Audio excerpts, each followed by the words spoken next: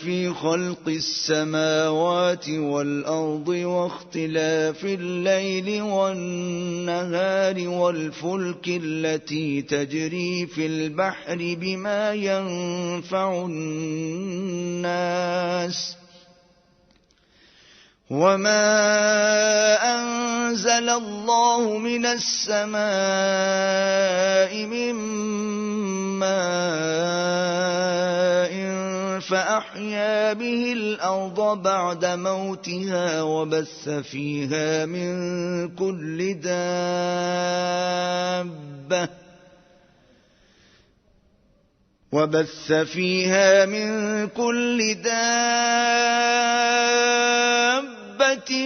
وَتَصْرِيفِ الرِّيَاحِ وَالسَّحَابِ الْمُسَخَّرِ بَيْنَ السَّمَاءِ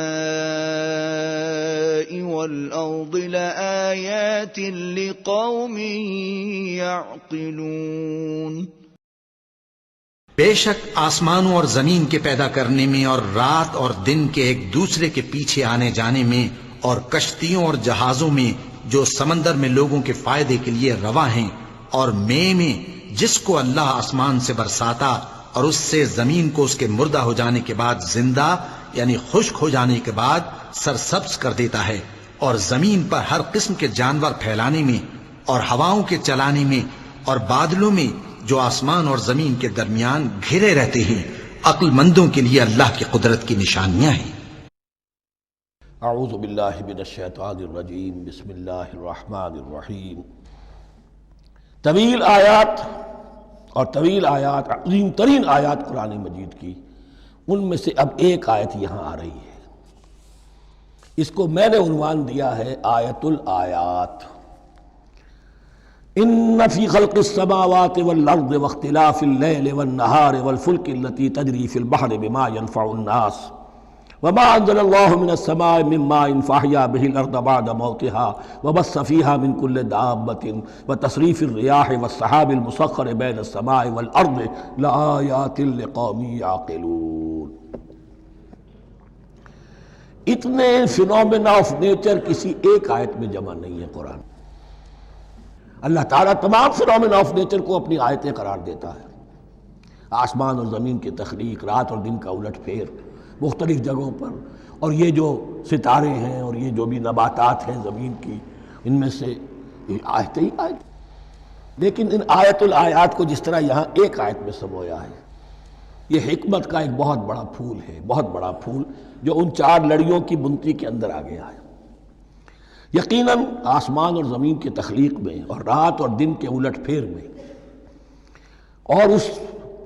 جہاز میں یا کشتی میں جو چلتی ہیں سمندر میں یا دریاؤں میں، وہ سامان لے کر جو لوگوں کو نفع دیتا ہے، بما ينفع الناس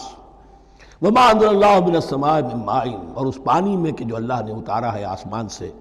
فاحیا به الارض بعد موتها، اور پھر اس سے وہ زندہ کر دیتا ہے زمین کو اس کے مردہ ہو جانے کے بعد۔